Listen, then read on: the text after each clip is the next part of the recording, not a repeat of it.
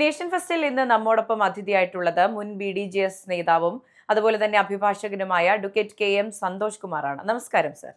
നമസ്കാരം. കഴിഞ്ഞ ദിവസമാണ് പത്മ അവാർഡ്സ് ഡിക്ലെയർ ചെയ്തത്. അപ്പോൾ പത്മ അവാർഡ്സ് ഡിക്ലെയർ ചെയ്യുമ്പോൾ പത്മഭൂഷൺ അവാർഡിന് നമ്മുടെ SNDPയുടെ ജനറൽ സെക്രട്ടറി വെള്ളാപ്പള്ളി നടേശൻ അർഹനായിരുന്നു. ഇപ്പോൾ സമൂഹത്തിന്റെ എല്ലാ കോണിൽ നിന്നും ഉയർന്നു വരുന്ന ഒരു സംശയമാണ്, എന്തുകൊണ്ട് അദ്ദേഹത്തിന് പത്മഭൂഷൺ അവാർഡ് ലഭിച്ചു, എങ്ങനെയായിരിക്കും അദ്ദേഹത്തിന് ലഭിച്ച എന്നീ ചോദ്യങ്ങളാണ്. എന്തുകൊണ്ടായിരിക്കും അദ്ദേഹത്തിന് പത്മ അവാർഡ് ലഭിച്ചത്? അതിന് ഉത്തരം പറയേണ്ടത് കേരള സർക്കാരും സെൻട്രൽ ഗവൺമെന്റുമാണ്. കാരണം കൊടുത്തവരും ശുപാർശ ചെയ്തവരാണ് അതിന് ഉത്തരം പറയേണ്ടത്. എന്താണ് അദ്ദേഹത്തിന്റെ ക്രെഡിബിലിറ്റി, എന്താണ് അദ്ദേഹത്തിന്റെ യോഗ്യത എന്നൊക്കെ പറയണം. ഏതാണ്ട് 244ഓളം ക്രിമിനൽ കേസുകൾ അദ്ദേഹം പ്രതിയാണ്. അതായത് മൈക്രോ ഫിനാൻസിൽ നിന്ന് പിന്നോക്ക വികസന കോർപ്പറേഷൻ 3% പലിശയ്ക്ക് കൊടുത്ത ഫണ്ട് അദ്ദേഹത്തിന് 2% കൂട്ടി എടുക്കാം. കാരണം അതിന്റെ ഈ എക്സ്പെൻസിനൊക്കെ വേണ്ടിയിട്ട്, ചെലവുകൾക്ക് വേണ്ടിയിട്ട് എടുക്കാം. ആ 2% കൂടുന്നതിന് പകരം 10, 16, 12% പലിശ വെച്ച് അത് തന്നെയല്ല കൊടുക്കുകയും ഈ ഇതിന്റെ ലിസ്റ്റ് ആവശ്യപ്പെട്ടപ്പോൾ കൊടുത്തതെല്ലാം ഫേക്ക് ലിസ്റ്റുകളാണ്. അതായത് ഇല്ലാത്ത ആളുകളുടെ പേരിൽ ഈ ഫണ്ട് മുഴുവൻ അദ്ദേഹം തിരിവ് നടത്തുകയാണ്. ഈ ഫണ്ട് ഇദ്ദേഹത്തിന്റെ അക്കൗണ്ടിലേക്ക് വരുത്തിയിട്ട്, അപ്പോൾ SNDP യോഗത്തിന്റെ അക്കൗണ്ടിലേക്ക് വരുത്തിയിട്ട് അദ്ദേഹം തന്നെ ഡിസ്പോസ് ചെയ്യത്. യഥാർത്ഥത്തിൽ അത് ഓരോ യൂണിയനുകൾക്ക് ഡയറക്റ്റ് റൂട്ടിൽ ഇങ്ങനെ സംഭവിക്കത്തില്ലായിരുന്നു. അപ്പൊ അങ്ങനെ ഇത്രയും വലിയ തട്ടിപ്പ്. അതുപോലെ SN ട്രസ്റ്റിന്റെ ജൂബിലി ഫണ്ട് തട്ടിപ്പ് കേസ്, അതായത് 58 ലക്ഷം രൂപ ഏതാണ്ട് മിച്ചം വന്നു ജൂബിലി ആഘോഷത്തിന്റെ ഫണ്ട് പിരിച്ചതില്. ആ ഫണ്ട് ഇദ്ദേഹത്തിന് സ്വന്തം പേഴ്സണൽ അക്കൗണ്ടിലേക്ക് ട്രാൻസ്ഫർ ചെയ്തിട്ട് അതുമായി ബന്ധപ്പെട്ട കേസ്, അത് അവസാനം ചാർജ് കൊടുക്കാൻ ഹൈക്കോടതി പറഞ്ഞപ്പോൾ അത് സുപ്രീം കോടതി പോയി സ്റ്റേ മേടിച്ച് നിൽക്കുകയാണ്. അപ്പൊ ഇങ്ങനെയൊക്കെയുള്ള ഒരുപാട് ക്രിമിനൽ കേസുകളും ഒക്കെ ഉള്ള ഒരാൾക്ക് എങ്ങനെയാണ് ഇത് കൊടുത്തതെന്ന് എനിക്കറിയില്ല അതിനെക്കുറിച്ച്. അത് ബഹുമാനപ്പെട്ട സെൻട്രൽ ഗവൺമെന്റും അതിനുവേണ്ടി ഈ അവാർഡിന്, പത്മഭൂഷൺ അവാർഡിന് വേണ്ടി ശുപാർശ ചെയ്ത സ്റ്റേറ്റ് ഗവൺമെന്റുമാണ് അതിന് ഉത്തരം പറയാം. ഈ 3-4 ദിവസം മുമ്പ് അദ്ദേഹം ഒരു ചാനലില് ഒരു വനിതാ ലേഖിക ചോദിച്ചു പറഞ്ഞില്ലേ, പത്മഭൂഷണെ കുറിച്ച് ചോദിച്ചപ്പോൾ ഏത് പട്ടിക്ക് വേണം ഇത്, ആർക്ക് വേണം, ഇതിന് എന്ത് വിലയുണ്ട്, ഇത് കാശ് കൊടുത്താൽ കിട്ടുന്നത്, ഇതിന് വല്ല വിലയുണ്ടോ? അപ്പൊ അവാർഡ് എന്ന് പറയുന്നതിന് ഒരു വിലയുണ്ട്. ആ അവാർഡ് എന്ന വാക്കിന്റെ പോലും വില നഷ്ടപ്പെട്ടു പോയി വെള്ളാപ്പള്ളിക്ക് ഇത് കൊടുത്തോടുകൂടി. അംഗീകാരം, അവാർഡ് എന്നൊക്കെ പറയുന്നൊരു വിലയുണ്ട്, ആ വാക്കിനൊരു വിലയുണ്ട്. ഇത് രാജ്യത്തിൻ്റെതാണ്, ഇത് വഴിയ പോകുന്നവർ കൊടുക്കുന്നതല്ല. രാജ്യത്തിന്റെ അംഗീകാരം ഏത് അടിസ്ഥാനത്തിലാണ്? അതിനൊരു മാനദണ്ഡം വേണമല്ലോ. ഒന്നുകിൽ സാമുദായിക മൈത്രി, ഇവിടെ മുസ്ലിംസിന് തെറി വിളിക്കുന്നതുകൊണ്ടാണ് കൊടുത്തത്. എന്താ അതിന്റെ അടിസ്ഥാനം? അപ്പൊ BJP ഇതിനകത്ത് മെയിൻ കുറ്റക്കാരാണ്. BJP ഗവൺമെന്റ് കാണിച്ചത് വലിയ തെറ്റായി പോയെന്നുള്ളതാണ്. ഒരിക്കലും BJP ഇത് ചെയ്യാൻ പാടില്ല. ഇയാളെപ്പോൾ ആൾക്ക് കൊടുക്കാൻ പാടില്ല. It's absolutely wrong. ആ അവാർഡിനൊരു ഏത് അവാർഡിന് അതിനൊരു അർത്ഥമുണ്ടല്ലോ. ഇപ്പം സത്യം എന്ന വാക്കിന് അർത്ഥമുണ്ട്, ധർമ്മം എന്ന വാക്കിന് അർത്ഥമുണ്ട്, അവാർഡ് എന്ന വാക്കിന് അർത്ഥമുണ്ട്. ആ വാക്കിന്റെ പോലും വില കുറഞ്ഞു പോയി എന്നാണ് എന്റെ അഭിപ്രായം. അതെ, ഈഴവ വോട്ട് സമാഹരണവുമായി ബന്ധപ്പെട്ട് ഇപ്പൊ തിരഞ്ഞെടുപ്പ് വരുന്നു. BJP ആണെങ്കിലും അല്ലെങ്കിൽ ഇടതുപക്ഷമാണെങ്കിലും അതിനുള്ളൊരു ശ്രമമാണ് നടത്തിയത് എന്ന് തോന്നുന്നുണ്ടോ? എല്ലാവർക്കും ശ്രമിക്കാമല്ലോ, രാഷ്ട്രീയക്കാരിലെ ഇലക്ഷൻ വരുമല്ലോ, അവർക്ക് അതിനുള്ള ശ്രമങ്ങൾ നടത്താം. പക്ഷെ ഒരു കാര്യം കേരളത്തിലെ പൊതുസമൂഹം ചിന്തിക്കേണ്ടതും മനസ്സിലാക്കേണ്ടതും, ഇവിടെ ഇപ്പം നായർ ഈഴവ ഐക്യത്തിന് വേണ്ടി ഒരു ശ്രമം നടത്തി, ചേട്ടൻ ബാവ അനിയൻ ബാവ എന്ന് ഞാൻ താങ്കളുടെ ചാനൽ കഴിഞ്ഞ ഒരു ഇന്റർവ്യൂവിനകത്ത് പറഞ്ഞു, ചേട്ടൻ ബാവ അനിയൻ ബാവ വിചാരിച്ചു ഒന്നും നടക്കത്തില്ലെന്ന് പറഞ്ഞു. എന്തായാലും നിങ്ങളുടെ ചാനലിലൂടെ ഞാനാണ് ഈ കാര്യം പറഞ്ഞത്. ഇതിനു മുമ്പ് 3 തവണ പണ്ട് R. ശങ്കറും മന്നത്ത് പത്മനാഭനും നായർ ഈഴവ ഐക്യത്തിന് വേണ്ടി ശ്രമിച്ചു. അതിനുശേഷം നാരായണ പണിക്കരും വെള്ളാപ്പള്ളി ശ്രമിച്ചു. പിന്നെ വീണ്ടും സുകുമാരൻ നായരും വെള്ളാപ്പള്ളി ശ്രമിച്ചു. ഇതെല്ലാം തകർന്നു പോയിട്ടുള്ളൂ. പക്ഷെ നായർ സർവീസ് സൊസൈറ്റിക്ക് അകത്ത് ബുദ്ധിയും വിവരവും ചിന്താശേഷിയുള്ള നല്ല നായന്മാരുണ്ടെന്നുള്ളതാണ് ഇതിൽ നിന്ന് എനിക്ക് മനസ്സിലാക്കാൻ പറ്റിയത്.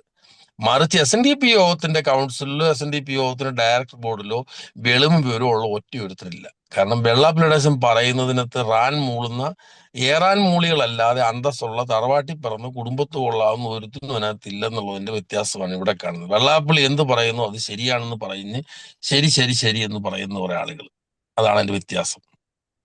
അവിടെ രാഷ്ട്രീയ ലക്ഷ്യത്തിന് വേണ്ടിയാണ് വെള്ളാപ്പള്ളി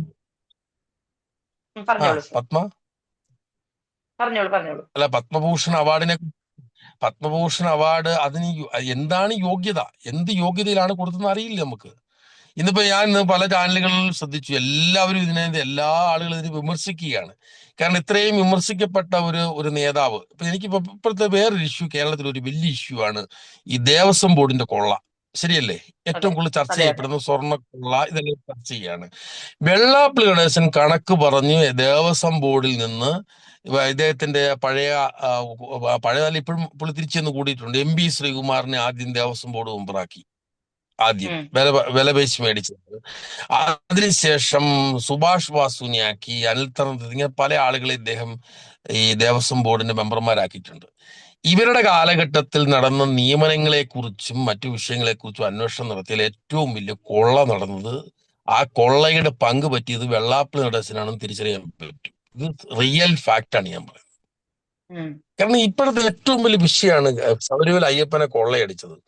ഈ കണക്ക് പറഞ്ഞ് ഇതെല്ലാം വാങ്ങിച്ചെടുത്തിട്ട് ദേവസ്വം ബോർഡിന്റെ മെമ്പർമാരൊക്കെ വേണമെന്ന് പറഞ്ഞ് വാങ്ങിച്ച് ഓരോ മന്ത്രിസഭയിൽ നിന്നും വാങ്ങിച്ചെടുത്തിട്ട്, എന്തായാലും പിണറായി സർക്കാർ അത് ചെയ്തു കൊടുത്തിട്ടില്ല കേട്ടോ. വെള്ളാപ്പള്ളി പറഞ്ഞവർക്ക് പിന്നെ അത് കൊടുത്തിട്ടില്ല. പക്ഷെ ഇതിനു മുമ്പിരുന്ന ഗവൺമെന്റുകൾ ശ്രീകുമാറിനെയും പിന്നെ സുഭാഷ് വാസു, അനിൽ തറന്നത്ത്, ഇങ്ങനെ കുറെ സ്വന്തം മകനെ ഗുരുവായൂർ ദേവസ്വം ബോർഡ് മെമ്പറാക്കിയായിരുന്നു. വെള്ളാപ്പള്ളി നടേശന്റെ മകൻ തുഷാർ വെള്ളാപ്പള്ളി ഗുരുവായൂർ ദേവസ്വം ബോർഡ് മെമ്പറാക്കിയായിരുന്നു. അപ്പൊ ഈ അയ്യപ്പനെ അന്നാണ് ഒരു ഒരു ഒരു ഇത് നടത്തിയായിരുന്നു, ഒരു ദേവപ്രശ്നം നടത്തിയായിരുന്നു. ശ്രീകുമാറും പുനലൂർ മധുവും രാമൻ നായർ പ്രസിഡന്റ് ആയിരുന്ന കാലഘട്ടത്തിലാണ് എന്താണ് ഈ ദേവപ്രശ്നം നടത്തുന്നത്. ഏതോ ഒരു വലിയ പ്രസിദ്ധനായ ഒരു ജ്യോത്സ്യൻ ഉണ്ടായിരുന്നു, ഒരു ദേവപ്രശ്നം. നടത്തിയ ആളാണ്. സിനിമാ നടി ശബരിമലയിൽ കയറി അയ്യപ്പന്റെ വിഗ്രഹത്തെ സ്പർശിച്ചിട്ടുണ്ടെന്നൊക്കെ പറഞ്ഞ് കള്ളത്തരം, ഓർമ്മയുണ്ടോ അതൊക്കെ? അതുപോലെ തന്നെ മോഹനര്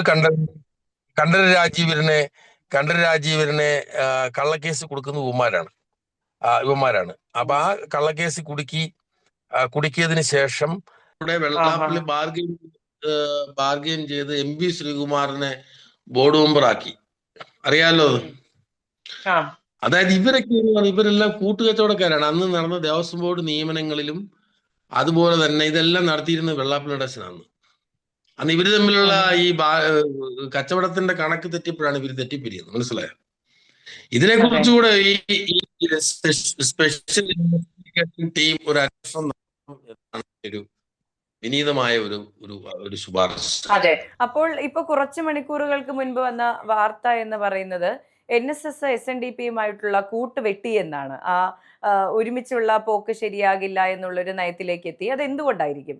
അവർക്ക് NSSകാർക്ക്, NSSന്റെ ബോർഡ് മെമ്പർമാരായിട്ടുള്ളവർക്ക് ബുദ്ധിയുള്ളവരും വിവരമുള്ളവരും കൊള്ളാവുന്ന നായന്മാരത്തുള്ളതുകൊണ്ട്. മറിച്ച് SNDPയുടെ ബോർഡിലോ കൗൺസിലിലോ വിവരവും വെളിവുള്ള ഒരുത്തിനുമില്ല. ഇയാൾ പറയുന്നതെല്ലാം കേൾക്കും.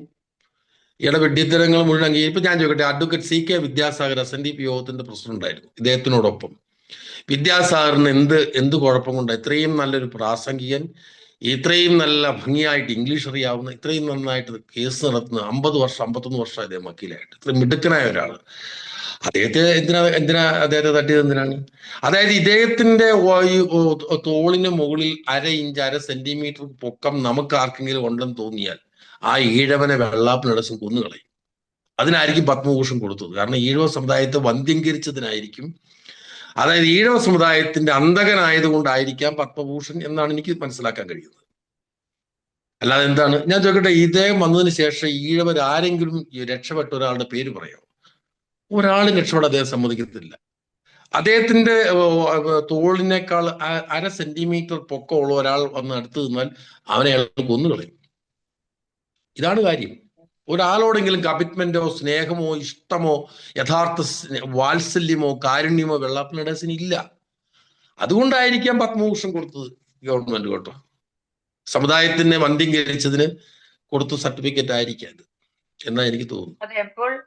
അല്ലെന്ന് ഞാൻ 10-28 വർഷം ഇദ്ദേഹത്തിന്റെ നിഴലായി ഒരു വെള്ളാപ്പള്ളിയിനായി ജീവിച്ചവനാണ്. ശരി, ഞാൻ അദ്ദേഹത്തിന് വേണ്ടി ജീവൻ കളഞ്ഞു നിന്നിട്ടുള്ളതാണ്.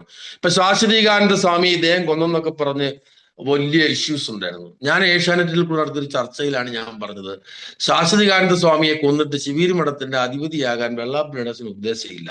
അപ്പൊ ശാശ്വതീകാനന്ദ സ്വാമിയെ മരണം സംഭവിച്ചിട്ടുണ്ടെങ്കിൽ അതിന്റെ പിന്നിൽ ശിവഗിരി മഠത്തിൽ ഏതോ സ്വാമിമാർ പ്രവർത്തിച്ചിട്ടുണ്ടെന്ന് എന്റെ നാവിലൂടെയാണ് ആദ്യം കേരളം കേൾക്കുന്നത്.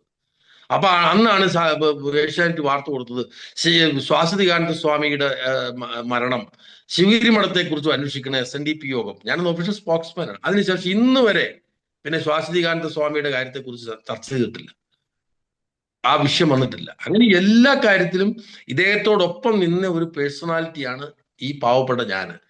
എന്നെ പോലുള്ള ആളുകൾ എന്ത് തെറ്റ് ചെയ്തിട്ടാണ് ഇദ്ദേഹം ഉപദ്രവിച്ചത് എന്ന് പറഞ്ഞ പോലെ വിദ്യാസാഗർ സാർ ഇദ്ദേഹത്തോടൊപ്പം പ്രസിഡന്റ് ആയിരുന്നയാളാണ്. ഇദ്ദേഹത്തോടൊപ്പം ഉണ്ടായിരുന്ന ആരെങ്കിലും ഉണ്ടോ? അദ്ദേഹത്തിന്റെ മകനുമല്ലാതെ SNDP യോഗത്തിൽ സ്റ്റഫുള്ള ഒറ്റ ഒരാളുടെ പേര് പറ. കുറെ ഏറാൻ മൂളികളെ വെച്ചിട്ടുള്ള ഈ ഓപ്പറേഷൻ നടത്തുന്നത്. മറിച്ച് NSSനകത്ത് സുകുമാരൻ നായർക്ക് തെറ്റി അതിനകത്ത് ബുദ്ധിയും വിവരവും ഉള്ള നല്ല കൊള്ളാവുന്ന നായന്മാരുണ്ടെന്ന് ഇന്നത്തെ ഈ ബാന്ധവം, ഈ കൂട്ടുകെട്ട് പൊളിഞ്ഞതിലൂടെ നമുക്ക് മനസ്സിലായി. ഞാൻ മനസ്സിലാക്കുന്നതാണ്. സ്റ്റഫുള്ള ഒരു വർത്തമാനം പറഞ്ഞു കാണും, ഇത് ശരിയല്ല. അതുകൊണ്ടാണ് ആ ബാന്ധവം പൊളിഞ്ഞു പോയത്. അതെ, അത് ഒരു കാലത്ത് നടക്കുന്ന കാര്യം. ശങ്കർ സാർ വിചാരിച്ചിട്ട് നടക്കാത്ത കാര്യം വെള്ളാപ്പള്ളി വിചാരിച്ചാൽ നടക്കും. മഹാനായ ആർ ശങ്കറും മന്നത്ത് പത്മനാഭൻ, സാക്ഷാൽ മന്നത്ത് പത്മനാഭൻ കൂടെ വിചാരിച്ചിട്ട് നടന്നു. ഇവരൊരു കാര്യം ചെയ്യണം, ഇവര് രണ്ടു കുട്ടിയുടെയും ബോർഡ് ഒന്നിച്ചു കൂടിയിട്ട് നായർ ഈഴവ ഐക്യത്തിന് വേണ്ടി പരസ്പരം കല്യാണം കഴിക്കാൻ തീരുമാനം എടുക്കട്ടെ. നടക്കുമോ? ഈ നായർ ഈഴവരും തമ്മിൽ വലിയ വ്യത്യാസമൊന്നുമില്ലെന്ന് ഒരു മഹാക്ഷേത്രത്തിന്റെ ചുറ്റുമതിൽ പുറമതിൽ, ആ പുറമതിലിന് കട്ടി എന്ന് പറഞ്ഞാൽ 9 ഇഞ്ച് കട്ടയുടെ വലിപ്പമേ ഉള്ളൂ. അതിനകത്ത് ചേർന്ന് നിന്നവരും പുറത്ത് ചേർന്ന് നിന്നവരും ഇത്രയും നായർ ഈഴവനും വ്യത്യാസമുള്ളൂ. ഇതൊക്കെ എന്നെ വ്യത്യാസം തന്നെ. അതല്ലേ ഗുരു പറഞ്ഞത്, മതം ഏതായാലും മനുഷ്യൻ നന്നാകും പറഞ്ഞത്. അപ്പൊ ഈ അകൽച്ച ഉണ്ടാക്കുന്ന, അല്ലെങ്കിൽ ഇവരൊന്നാകുന്നതിൽ എന്താ കുഴപ്പം? പക്ഷെ അത് യഥാർത്ഥത്തിൽ ഒന്നാകണമെങ്കിൽ എങ്ങനെയാണ്? ഇവര് തമ്മിൽ ഐക്യം ഉണ്ടാക്കിയാൽ പോരാ. ഇവര് തമ്മിൽ പരസ്പരം വിവാഹം കഴിച്ച് കുട്ടികൾ ഉണ്ടാവട്ടെ, അപ്പം അതിനകത്ത് ഐക്യം ഉണ്ടാവും. അതിനുള്ള തൻകടം ഉണ്ടെങ്കിൽ SNDP NSSും അവരുടെ ബോർഡ് കൂടിയിട്ട് പരസ്പര വിവാഹം നടത്താൻ തീരുമാനിക്കട്ടെ, അപ്പൊ ഐക്യം ഉണ്ടാവും. ശരിയാണ് ഞാൻ പറഞ്ഞത്. അപ്പോൾ ശരിയാണ്. അപ്പോൾ ഈ പറയുന്നത് പോലെ പത്മ അവാർഡ്സിനെ ചുറ്റിപ്പറ്റിയുള്ള പ്രശ്നങ്ങൾ ഇപ്പോഴും തുടരുകയാണ്. വെള്ളാപ്പള്ളി ഇതിന് അർഹനായിരുന്നു ഉള്ള ചോദ്യം എന്നും തുടരുക തന്നെയാണ്. എന്തായാലും ചർച്ചയിൽ പങ്കെടുത്തതിന് നന്ദി.